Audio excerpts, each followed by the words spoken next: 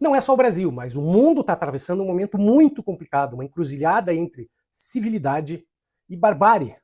Nunca, como agora, a coisa foi tão terrível, tão gritante. A extrema-direita, que nesse momento ela consegue ser mais efetiva nos resultados até do que foi a do cara lá da Alemanha, o Bigodinho, por um motivo curioso, perceba.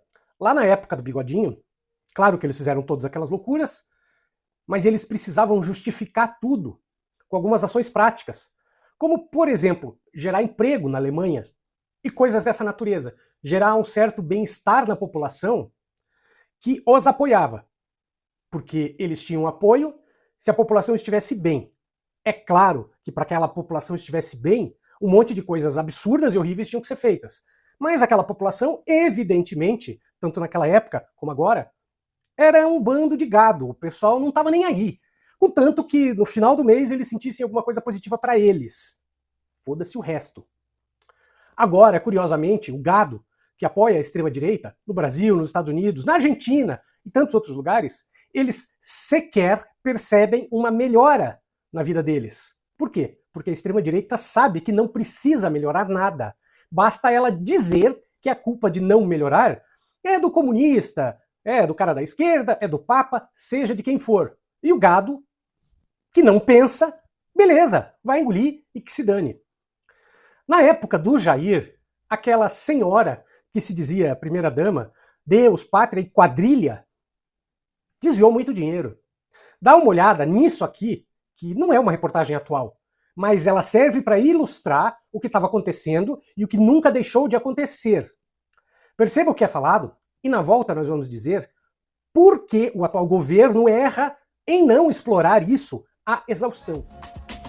Em março de 2020, no início da pandemia do novo coronavírus, o frigorífico Marfrig doou 7 milhões e meio de reais para que o Ministério da Saúde comprasse testes rápidos da Covid-19. Só que esse dinheiro saiu do Ministério da Saúde e aí foi parar no Arrecadação Solidária, programa de Michele Bolsonaro.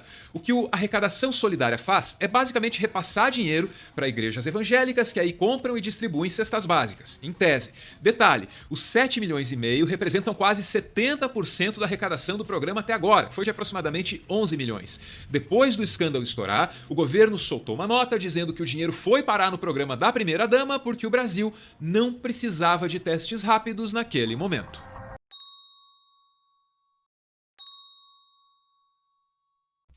O que o governo atual precisa entender, o que os progressistas precisam entender no mundo inteiro é o seguinte: não adianta mais se utilizar das armas de antigamente para lutar esta guerra. Gente, não adianta. Vocês estão querendo fazer uma belíssima luta de espadas, espadachins e ninjas, numa época em que você tem drones. Você não vai vencer.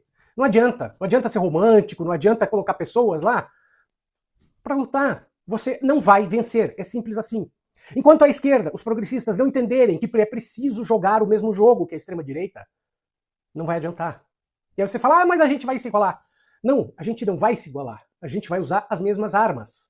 Quando você entra numa corrida de carros, você sabe, né? Lá, a Fórmula 1, qualquer uma, os carros, eles são compatíveis, eles são parecidos.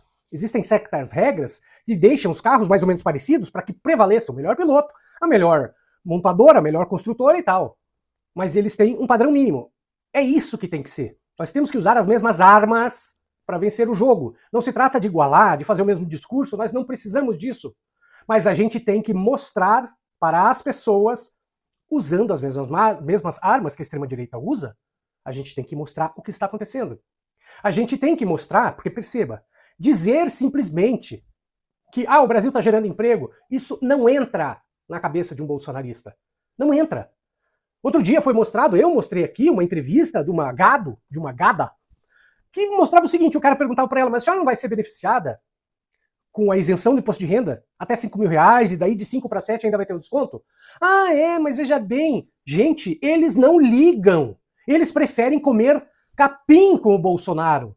A lavagem cerebral é grande demais. Enquanto a gente não colocar na cabeça dessa gente, especialmente o seguinte, Bolsonaro, Michele e toda essa tropa são corruptos ao extremo. Nós temos que mostrar isso tem que ficar escancarado. Porque não adianta vir com a historinha, o Brasil tá melhor. Não adianta, gente, isso não entra na cabeça deles. Mas eles entre aspas, valorizam uma coisa, a tal da suposta honestidade. Não, eles não estão nem aí para honestidade. Só que o discurso da moralidade e da honestidade para eles é um troço do qual eles raramente conseguem escapar. Então é claro, quando você bate permanentemente na corrupção dos bolsonaristas, e é por isso que eu falo todo santo dia disso, é água mole e pedra dura, tanto bate até que fura. Entra na cabeça deles. Por quê? Do que eles falam que o Lula fez? Todo dia você encontra, volta e meia aqui, aparece nos comentários, porque o Lula roubou 1 trilhão, eles não sabem nem o que significa 1 trilhão, quem dirá roubar. Mas eles falam, eles vão falando. Por quê? Porque o tal do discursinho do roubo, para eles é... Né? E como o Sérgio Moro, a Rede Globo, eles fizeram muito bem o trabalho deles de colar na esquerda uma imagem de corrupção e que a esquerda não conseguiu se desvencilhar, e é por isso que as esquerdas vão sendo empurradas para o canto e perdendo as chances de fazer a sucessão agora do Lula, seja com o Lula ou seja com outro.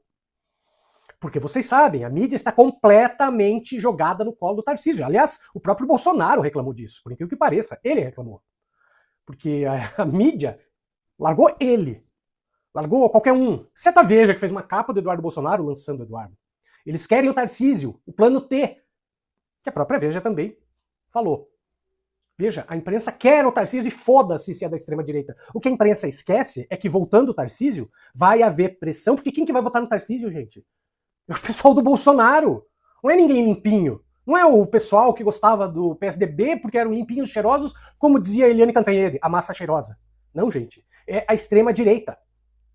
Porque você sabe que se estiver entre Tarcísio e Lula, Tarcísio e Haddad, Tarcísio e qualquer um da esquerda, Jesus Cristo, eles vão votar no Tarcísio, a extrema-direita vai em peso. Só que na troca, eles vão exigir o que eles querem. Eles vão dizer o seguinte, o seu Tarcísio, nós colocamos o senhor aí. Aí o senhor vai ter que implantar o discurso da extrema-direita. Especialmente porque, elegendo um Tarcísio, ele terá direito a uma reeleição. E aí, gente, esqueça, ele vai estar na mão da extrema-direita até o fim. A esquerda precisa aprender a cacetear, usar as mesmas armas que a extrema-direita. A esquerda precisa aprender a usar as mesmas armas. É simples assim. Nós, que fazemos parte disso, nesta luta diária, precisamos espalhar essas coisas como se não houvesse amanhã. A gente tem que mostrar, fortalecer o discurso que essa gente, além de bandida, assassina, é corrupta até a alma.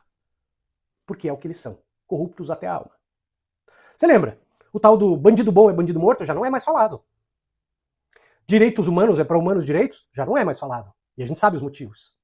O que falta é colocar a corrupção na cola deles. E eu não tenho a menor dúvida do seguinte, se o processo do roubo das joias do Bolsonaro tivesse caminhado mais rápido, ele já estaria na cadeia e teria sido abandonado por boa parte dos bandidos que o seguem.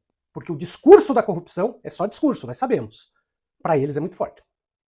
Sabe aquela marca de creme dental que promete que os seus dentes vão ficar ainda mais brancos e brilhantes depois de você usar aquele produto que é bem mais caro? Pois é, só que isso não existe. Então, eu e a minha equipe, a gente ficou um tempão rastreando as coisas da economia do lar para encontrar onde é que estão os ralos do dinheiro que podem fazer você economizar 200, 300 reais por mês, só trocando o produto, só fazendo coisas que podem ser produzidas em casa e que você não precisa comprar no supermercado. Aí a gente fez um e-book que custa só R$18,30. Perceba que uma única coisa que você economiza já pode fazer você economizar o investimento que você fez no e-book. Dá uma lidinha no que eu coloquei lá na descrição desse vídeo e você vai ver que tem algumas boas opções que valem muito a pena para você aprender a economizar dinheiro, sair das dívidas e quem sabe até fazer uma renda extra. Gente, dinheiro não precisa ser um bicho de 7 cabeças. É só a gente aprender a lidar com ele.